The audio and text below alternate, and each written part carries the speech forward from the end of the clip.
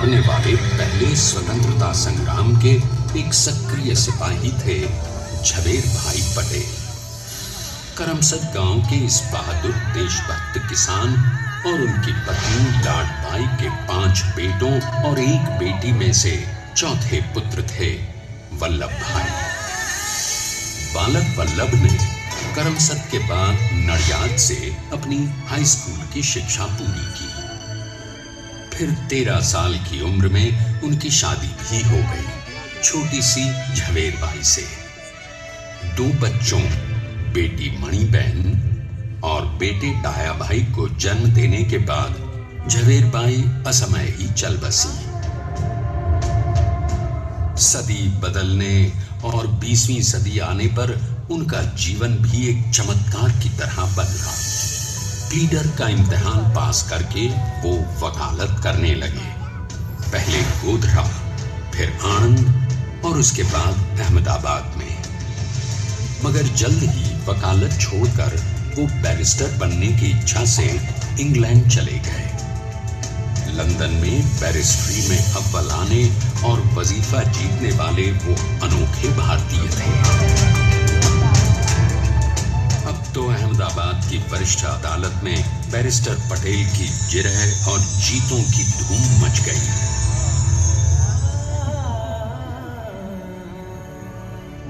तभी एक युग पुरुष ने वल्लभ भाई के जीवन की धारा ही बदल दी। दक्षिण अफ्रीका में सत्याग्रह के अहिंसक अस्त्र से गोरे शासकों को सबक सिखाकर भारत वापस आए बैरिस्टर मोहनदास करमचंद गांधी से मिलकर वल्लभ भाई ने अपने कुछ बरसों से सीखे विदेशी व्यवहार और संस्कार हमेशा के लिए त्याग दिए और अब वो अपने खेड़ा के किसानों को हक दिलाने के लिए बापू के साथ आंदोलन में कूद पड़े। अब उनके पैरों में जूते नहीं, गांवों की धूल थी। हृदय में भारत भूमि की शस्य श्यामला धरती। मन में थे गांधी और मस्तिष्क में एक नए स्वतंत्र भारत का सपना।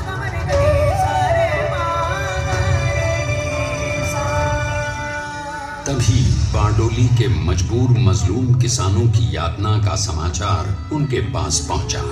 तुरंत वल्लभ भाई वहां पहुंचे और यूं शुरू हुआ भारत का सबसे बड़ा और सफल किसान आंदोलन बारडोली। वल्लभ भाई ने बारडोली के 87,000 किसानों को ऐसा अटल अडिग अचल मनोबल दिया कि अंग्रेजी सरकार हिल गई और 1 बरस के बाद उनका लगान माफ कर दिया गया। अब तो पूरे देश में लोग वल्लभ भाई के नाम की कस्में खाने लगे। स्वयं महात्मा गांधी ने कहा, अब वल्लभ भाई मेरे शिष्य या साथी नहीं, सारे देश के सरदार हैं और देश को मिल गया एक अनोखा असरदार सरदार।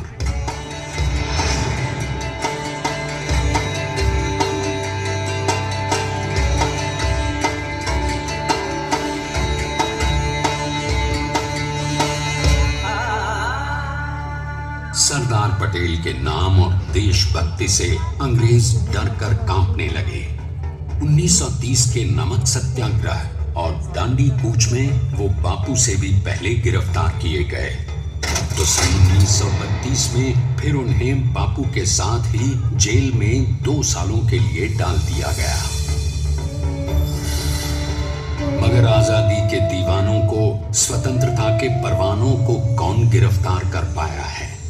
जेल से छूटते ही सरदार को कांग्रेस के नए राष्ट्राध्यक्ष पद पर चुना गया और उनकी सरपरस्ती में राष्ट्रवादी भारतीयों ने तमाम ब्रिटिश सूबों में जीत हासिल कर वहां अपनी स्थानिक सरकारें बनाई। किंतु सरदार का सपना केवल सरकार बनाना नहीं था। उनका स्वप्न तो था एक ऐसे नए भारत का जहां हर रंग, हर रूप, हर जात, मजहब, तबके का हिंदुस्तानी एक साथ मिलकर एक ऐसा नया भारत बना सके जहां पूर्ण स्वराज के साथ सारे समाज को गरीबी, अशिक्षा, छुआछूत से भी आजादी मिल जाए। इसकी पहली रणनीति थी भारत को अंग्रेजों की गुलामी से आजादी, ताकि भारत के लोगों की अपनी सरकार सबके साथ और सबके विकास के लिए काम कर सके। बापू की अगुवाई में अब देश ने अंग्रेजों को अंतिम चेतावनी दे दी, करेंगे या मरेंगे, क्विट इंडिया, अंग्रेजों, भारत छोड़ो। बस फिर क्या था, संघर्ष की रणभेरी बची। 3 सालों के लिए सरदार पटेल को भी सत्याग्रही नेताओं के साथ जेल में ठूंस दिया गया। 2 सालों के बाद अंग्रेजों को बापू के सभी शिष्यों और साथियों को छोड़ना पड़ा।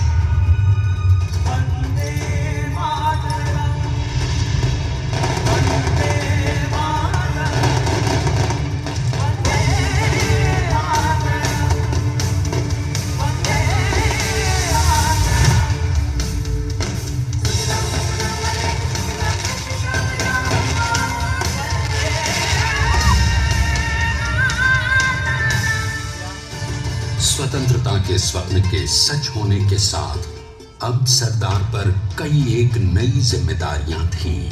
आने वाली आजादी की तैयारी और एक नए भारत के लिए नए लोकतांत्रिक संविधान की संरचना।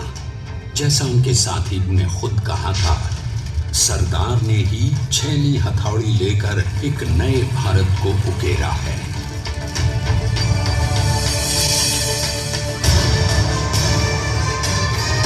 स्वाधीनता तो प्राप्त हुई, लेकिन खंडित भारत में भी उठते विभाजनवादी अंधकार को अभी दूर करना था। जब देश के खंड खंड होने का भय उत्पन्न होने लगा, तो सरदार ने निर्भय होकर खुद अपनी केंद्र सरकार और साथियों को भी चुनौती दे डाली और जम्मू कश्मीर को बचाने के लिए सारे देश का आकाश वायुयानों से भर गया।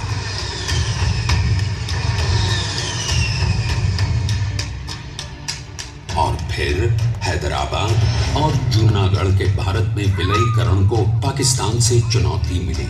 सरदार चाहते थे कि देश की 1 इंच धरती अब और विभाजित नहीं होनी चाहिए। नए भारत को एक करने के लिए समझा बुझाकर मना कर 565 रियासतों को सरदार ने अपनी सूझबूझ सदाशयता संबल से एक नए स्वतंत्र भारत का अभिन्न अंग बना लिया। हमारे इतिहास में अखंड भारत के पुरुषार्थ का ये एक महानतम अध्याय है। जैसा उन्होंने स्वयं कहा था, हमें नए धागों को पुराने ताने बाने में ऐसे पिरोना है कि एक दूसरे में गुंथ जाएं और बेहतरीन बनावट वाला एक नया भारत उभर कर सामने आ सके। अंततः अपने वज्र दृढ़ संकल्प से एक नया विराट विशाल एक भारत श्रेष्ठ भारत बनाकर दिखा ही दिया सरदार ने। संसार के सबसे बड़े प्रजातंत्र के शिल्पी को प्रणाम करने के लिए देश ने बनाया है ये समर्थ स्मारक। स्वाधीन भारत को समर्थ भारत में बदलने वाले सरदार पटेल को समर्पित प्रेरणा तीर्थ भी है। प्रधानमंत्री श्री नरेंद्र मोदी के नेतृत्व में बनी विश्व की इस विशालतम प्रतिमा के सामने आकर सारी दुनिया जैसे स्वयं ही नतमस्तक हो जाती है।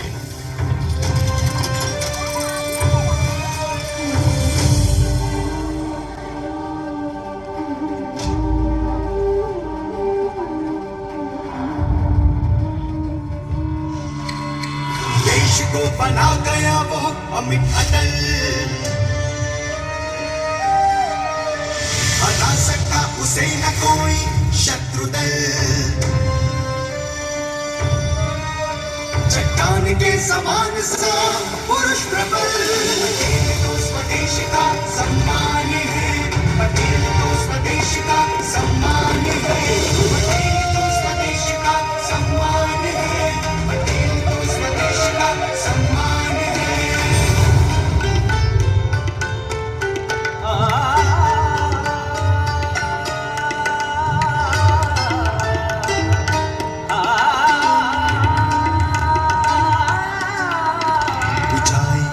आकाश को छुए हुए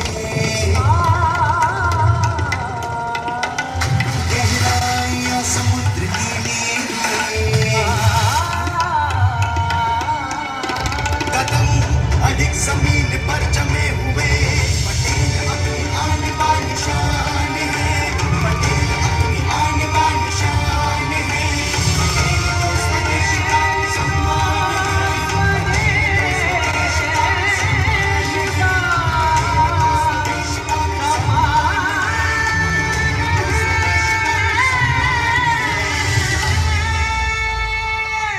आइए अब देखते हैं कि अपने लौह पुरुष को श्रद्धांजलि देती 182 मीटर ऊंची विश्व की सबसे विशालकाय प्रतिमा का निर्माण कैसे हुआ।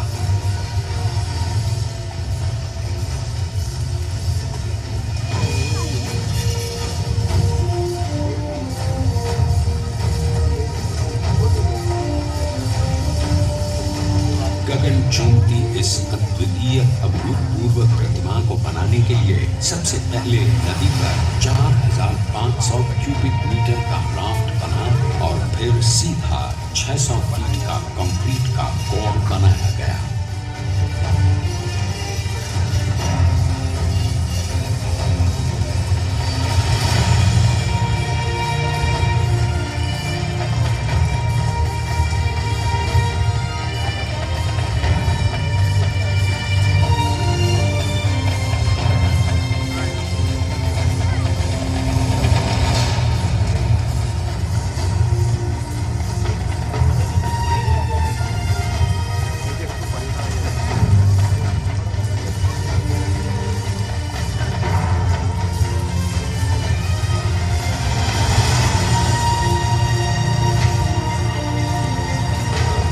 इस कंक्रीट कोर के साथ लगाया गया स्टील का फ्रेमवर्क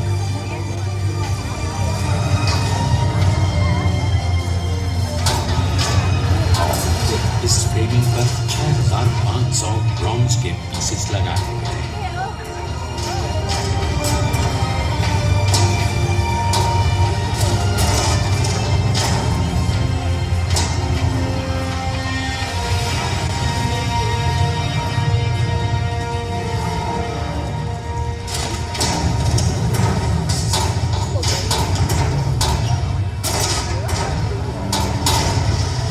सोचिए कि 182 मीटर ऊंचे इस भव्याति भव्य स्मारक के निर्माण में कितना सामान और मेहनत लगी होगी। 70,000 metric tonne cement, 18,500 metric tonne reinforcement steel, 6,000 metric tonne structural steel और 1,700 मेट्रिक टन ब्रॉन्ज।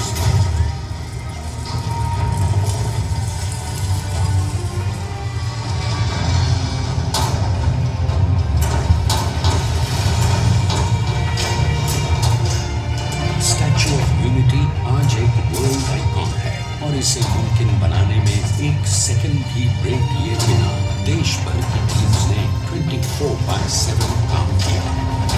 250 से ज्यादा इंजीनियर्स, 4,500 से ज्यादा स्किल फोर्स और कई लाख मानव दिन। हम गर्व से कह सकते हैं कि कुल मिलाकर स्टैच्यू ऑफ यूनिटी के निर्माण में 95% माल सामान, मजदूर, इंजीनियर्स और एक्सपर्ट्स थे भारतीय। जानते हैं कि 182 मीटर ऊंची इस भव्य प्रतिमा को बनाने में कितना समय लगा। डिजाइन के लिए 12 महीने और निर्माण के लिए 34 महीने, यानी कुल मिलाकर केवल 46 महीने।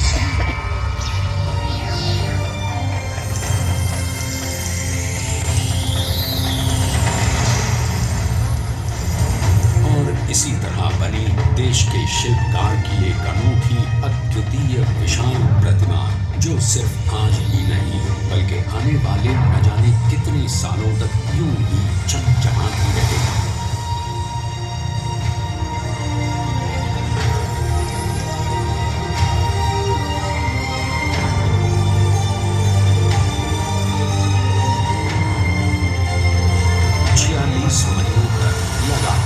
बिना रुके एकजुट होकर न जाने कितनों ने परिश्रम किया और उनका साथ दिया भारत की 125 करोड़ जनता। और तभी मुमकिन हो पाया एक ऐतिहासिक निर्माण जो आज कहलाता है भारत की नई पहचान। स्टैच्यू ऑफ यूनिटी, विश्व की सबसे ऊंची प्रतिमा।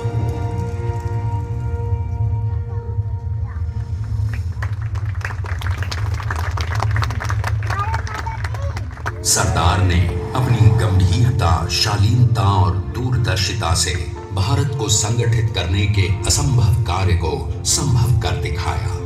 आइए आज हम सब उन्हीं की महिमा में विश्व के सामने एक उदाहरण रखें, क्योंकि ये ही भारत को श्रेष्ठता के मार्ग पर ले जाएगा। हमारा कर्तव्य ये है कि हमें निश्चय कर लेना चाहिए कि हमें हिंदुस्तान में जितने लोग हैं सबको मिल मिल के भाई भाई की तरह के रहना है। स्टैच्यू ऑफ यूनिटी एकता की प्रतिमा और श्रेष्ठता का प्रतिबिंब है।